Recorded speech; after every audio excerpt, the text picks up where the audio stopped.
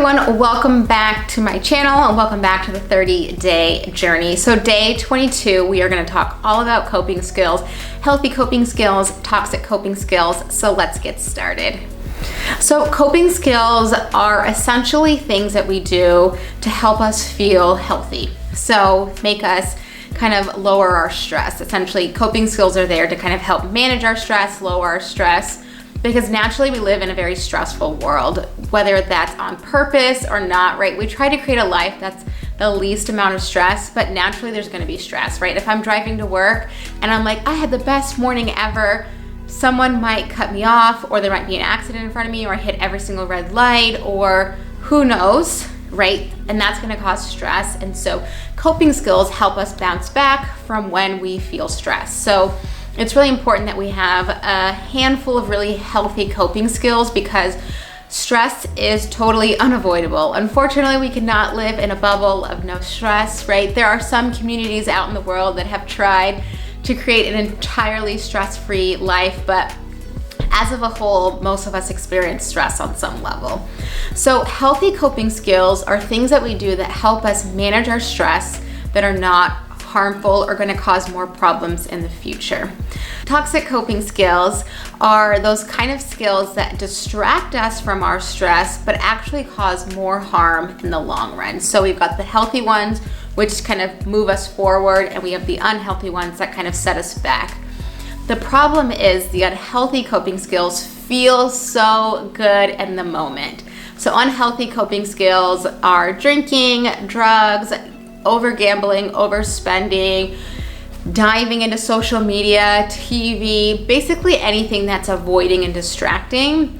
And avoidance and distraction can be healthy in moderation, but if every time I'm stressed and I come home and I have a drink, I am now relying on that drink to lower my stress versus taking a bath or journaling or calling a friend or going on a walk or doing something that's gonna help me be successful tomorrow, right? Because if I have a drink, then my tolerance level is going to require me to have more drinks to get the same relaxation impact. So unhealthy coping skills work super effectively, right? You can have one drink and feel relaxed in 10-15 minutes.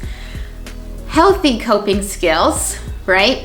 They are not as quick acting, but they're long lasting, right? So we're in it for the long haul, right? You're on this 30-day journey. Clearly you don't want any quick fix stress relievers. You're here to really have sustainable stress relievers. So healthy coping skills are things that are gonna help you feel better. And so coping skills look different for every kind of person. So some of them might be more like spa related, such as taking a bath or doing a face mask or getting your hair and your nails done. And others might be more geared towards exercise, and that might be the style of exercise that they need. Others might need to look inwards. That might look like journaling, meditating, doing yoga, connecting to your body.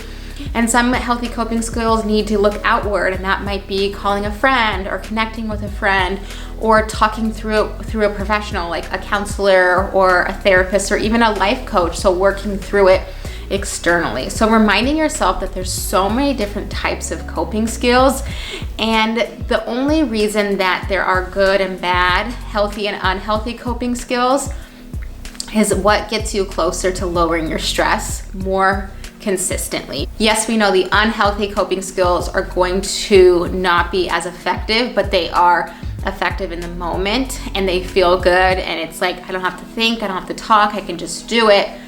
While the really healthy coping skills require a little bit more effort. And if we're feeling stressed, it might be hard to put in more effort to feel good and have that more sustainable stress relief. So your reflective question is, ask yourself, what are your healthy coping skills that you already have, that you already utilize, and that you're currently using in your everyday life? So being mindful of what you already are doing that's effective and healthy is going to help you next time you're stressed. You have this list and you can say, hey, I have this list of really healthy coping skills. Let me try to see which one fits.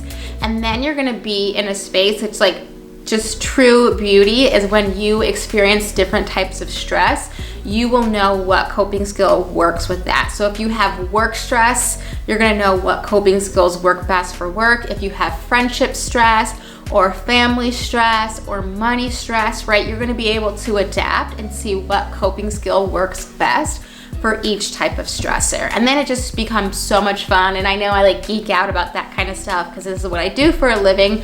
But when you can get into that true alignment and that true Zen moment of knowing what coping skill you need for that stressor, no one can stop you in this world. You will be unstoppable because you will be able to identify, I'm feeling stressed, I'm gonna go home and do XYZ to help me offset the stress that I am experiencing.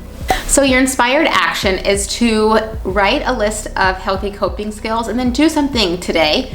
Do a healthy coping skill. Yes, you're watching this video, so you can check that off your list, but do something in addition to that's really healthy, that's gonna help you kind of offset, bounce back from your stress. So that concludes today's video. Hit that like button and don't forget to subscribe. I will see you in tomorrow's video, and I'm just so grateful to have you on this journey. Awesome. Have a great day.